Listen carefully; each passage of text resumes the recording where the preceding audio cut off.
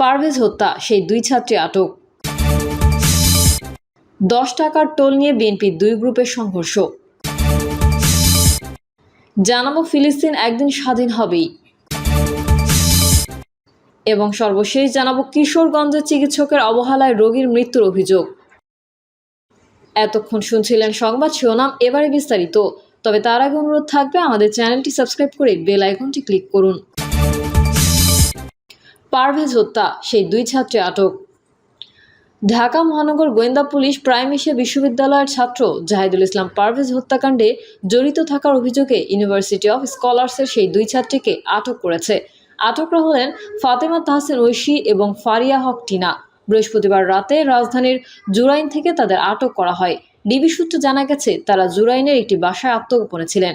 গোপন তথ্যের ভিত্তিতে ডিবি তাদের আটক করেছে।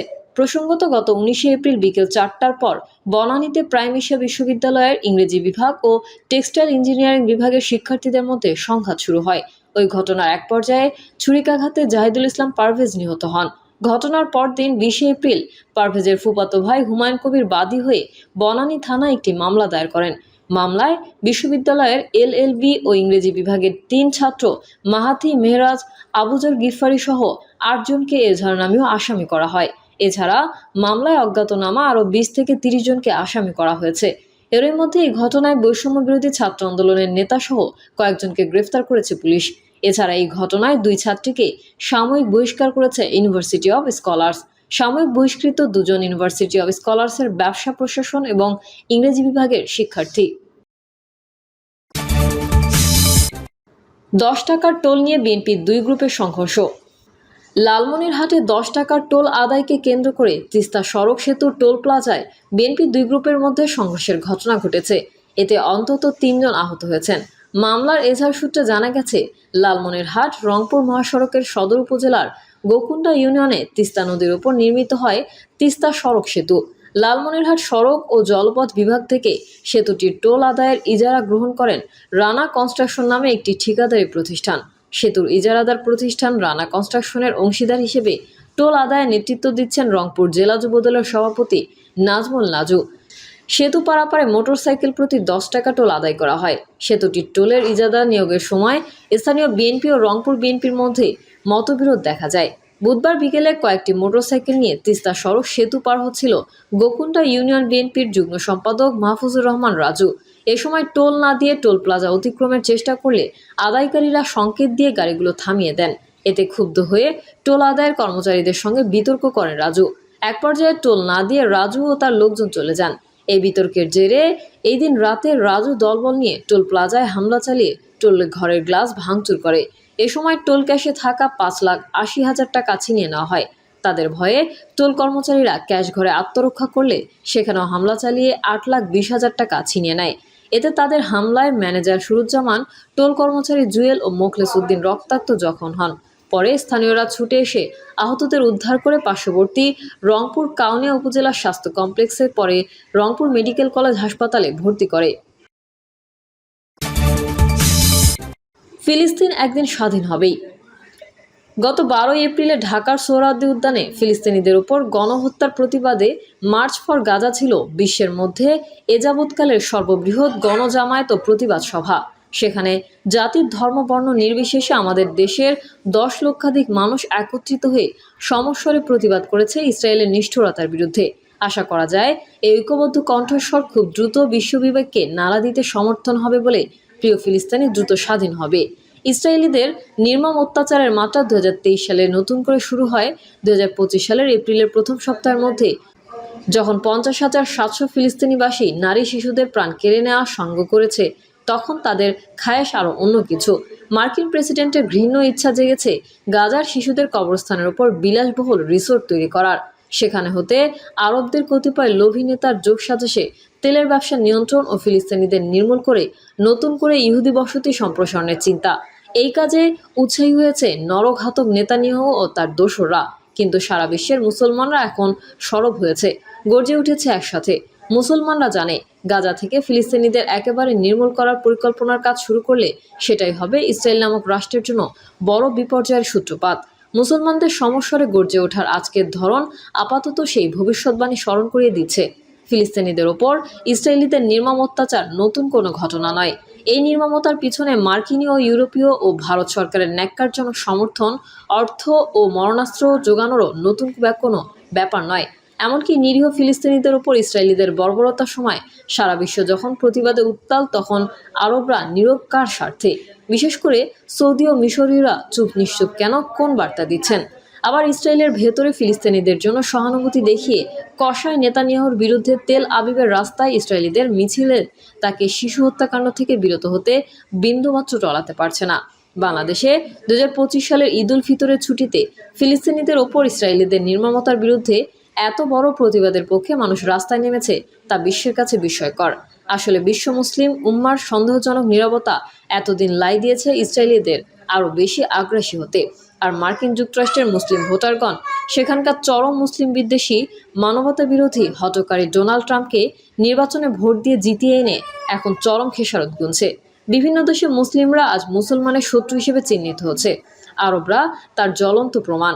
মার্চে গাজা হত্যাকাণ্ডের নৃশংসতায় ইসরায়েলিদের নির্মমতার বিরুদ্ধে সারা বিশ্বের মানুষ ধর্ম বর্ণ নির্বিশেষে যখন রাস্তায় নেমে প্রতিবাদে উত্তাল, তখনও বিভিন্ন আরব দেশ সহ অধিকাংশ মুসলিম দেশের মানুষ নীরব এবং নিশ্চুপ। মিশরীয়রা সহ আরবের ধর্নাঢ্য দেশগুলো ঈদের আনন্দে মাতোয়ারা। আশ্চর্যজনকভাবে আরবের শক্তিশালী দেশগুলো ব্যর্থতার পরিচয় দিয়েছে এবং দিচ্ছে তাদের প্রতিবেশী মুসলিম ভাইদের প্রাণ রক্ষায়। এ যেন বাকরুদ্ধ মানবতা। আরবদের নিশ্চুপ থাকলে হবে কি? তাদের সন্দেহজনক নীরবতা সারা বিশ্বের মুসলমানদের ক্ষুব্ধ ও ব্যথিত করছে। তারা আজ হেয় হয়ে গেছে বিশ্বের কাছে। কেউ কেউ তাদের দাজ্জালের সাথে তুলনা করছে। আধুনিক রাজনৈতিক প্রসঙ্গে অনেকেই দাজ্জাল শব্দটি ব্যবহার করেন প্রতীক হিসেবে অন্যায়কারী, মিথ্যাবাদী ও ধ্বংসকারী শক্তিগুলোর প্রতি ইঙ্গিত করে। তবে সবাই কি দাজ্জালের সহচর? ইতিহাস কি বলে? পবিত্র কুরআন কি প্রমাণ করে? সেটার ব্যাখ্যাও মনে রাখতে হবে বিশ্বাসীদের। 1948 সালে ইসরায়েল রাষ্ট্র প্রতিষ্ঠার পর বহু সংখ্যক ফিলিস্তিনি তাদের ভূমি ও ঘরবাড়ি থেকে উৎখাত হয়। আরব দেশগুলো ফিলিস্তিনিদের পক্ষ নিয়ে ইসরায়েলের এই ভূমি দখলকে অবৈধ ও অন্যায় বলে মনে করেন।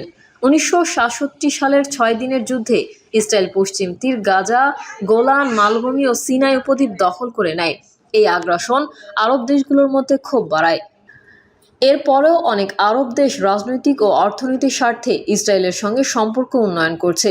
ফলে তারা গাজার মানুষের জন্য কার্যকর কোনো অবস্থান নেয় না। অনেক মুসলিম নেতৃত্ব কেবল বিবৃতি দেয়, বাস্তবে কিছুই করে না। জাতিসংঘে প্রস্তাব ঠেকানো, মানবাধিকার লঙ্ঘনের ব্যাপারে চুপ থাকা ইত্যাদি কারণে তাদের অনেকেই এই সহিংসতার নীরব সমর্থক হিসেবে বিবেচিত। অনেকে বলেন, গাজার বাস্তবতা আড়াল করে প্রোপাগান্ডা চালানো, ইসরায়েলের আত্মরক্ষার অধিকারকে প্রাধান্য দিয়ে নিরস্ত্র শিশুদের মৃত্যু আড়াল করাও এক ধরনের প্রতারণা, যা দাজ্জালের বৈশিষ্ট্যের সঙ্গে তুলনা করা হয়। তবে জেরুজালেম শহরটি ইহুদি, মুসলিম ও খ্রিস্টান তিনটি ধর্মের জন্যই পবিত্র স্থান। ইসরায়েল পুরো জেরুজালেমকে নিজের রাজধানী হিসেবে দাবি করে, যেখানে পূর্ব জেরুজালেমকে ভবিষ্যৎ ফিলিস্তিনি রাষ্ট্রের রাজধানী হিসেবে দেখতে চায় মুসলিম বিশ্ব। কিন্তু গাজার উপর বিমান হামলা, অবরোধ, নির্বিচারে বোমা বর্ষণ, অসংখ্য বেসামরিক মানুষের মৃত্যু ও মানবিক সংকট সৃষ্টির জন্য সরাসরি দায়ী ইসরায়েলের সামরিক অভিযান। জাতিসংঘ এখানে চরম শিথিলতা দেখাচ্ছে। আন্তর্জাতিক মানবাধিকার সংস্থার কর্তাকর্মীরা কোনো করছেন না গাজার নির্বিচারে হত্যার বিরুদ্ধে। তবে তারা সবাই কি মার্কিনীদের ভয়ে তটস্থ? এই প্রশ্ন নতুন করে দেখা দিয়েছে 2025 সালের 5 এপ্রিলের পর থেকে। এত নির্মম হত্যাকাণ্ড সহ্য করা যায় না। একটি দেশ দখল করে কেউ বিলাসবহুল রিসোর্ট বানাবে, তা কোনোভাবেই মেনে নেওয়ার মতো নয়। মাত্র ন্যায়ের বিরুদ্ধে যারা কথা বলে, গণতন্ত্রকে তাদের বাহুতলে বারবার অন্যায়ভাবে পিষ্ট হতে দেখে বাংলাদেশের মানুষ দলমত নির্বিশেষে ফুঁসে উঠেছে ইসরায়েলি আগ্রাসনের বিরুদ্ধে। সামাজিক যোগাযোগ মাধ্যমের কল্যাণে বিশ্বের সকল কর্নারে এই প্রতিবাদের ভাষা বার্তা হয়ে ভেসে বেড়াচ্ছে সার্বক্ষণিকভাবে। তবে সেটা কি এই পর্যন্ত আসল জায়গায় আঘাত করতে পেরেছে? অথবা না পারলে কবে সেই সঠিক জায়গায় পৌঁছবে বলে মনে হয়? তাই যতদিন যাচ্ছে এই প্রতিবাদ এখন ততই প্রতিরোধের দিকে গড়াচ্ছে। আমাদের দেশে এই আন্দোলনের তুমুল হয়ে উঠেছে দিন দিন। ছাত্র জনতার সাথে রাজনৈতিক দলগুলো নেমে পড়েছে রাস্তায়। বিএনপি, জামায়াত ইসলামী, এনসিপি, ছাত্রদল, ছাত্র শিবির, আহলে হাদিসে আন্দোলন, ইসলামী যুব আন্দোলন, 21শে চেতনা ও বিভিন্ন ছাত্র সংগঠন, মোর্চা আলাদা আলাদাভাবে ইসরায়েলি আগ্রাসনের বিরুদ্ধে প্রতিবাদে আন্দোলনে নেমে পড়েছে।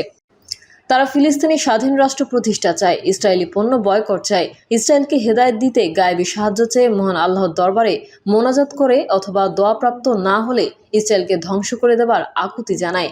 এভাবে বাংলাদেশ ছাড়াও বিশ্বব্যাপী মুসলমানদের একতা, সহমর্মিতা ও প্রতিরোধ ক্ষমতা দুর্বল হয়ে গেছে বলে অনেকের যে ধারণা ছিল, যা আজ মিথ্যা প্রমাণিত হয়ে যাচ্ছে। প্রতিদিন রাত নিরীহ ইসরায়েলিদের নির্মমতার শিকার ফিলিস্তিনি নারী শিশুদের নতুন নতুন মৃত্যুর সংখ্যা শোনায় পশ্চিমা মিডিয়া। আমরা সেটা শুনতে শুনতে কান ঝালাপালা করে প্রতিবাদের রাস্তায় নেমে গেছি। কিন্তু আরব বিশ্বের দেশগুলোর মধ্যে ওদের নির্যাতিত প্রতিবেশী ভাইদের প্রতি ভূমিকা কি? তারা কি প্রতিক্রিয়া দেখালো? তারা কে কি দায়িত্ব পালন করছে বা করলো তা নিয়ে বিলাসী শাসকদের বিরুদ্ধে সমালোচনা দিন দিন তীব্র হচ্ছে। প্রিয় দর্শক, এই ছিল এখনকার সর্বশেষ সংবাদ। আপডেট সংবাদ পেতে চ্যানেলটি সাবস্ক্রাইব করে বেল আইকনটি ক্লিক করুন। কমেন্টে আপনার মতামত জানিয়ে আমাদের সাথেই থাকুন। ধন্যবাদ সবাইকে। আল্লাহ হাফেজ।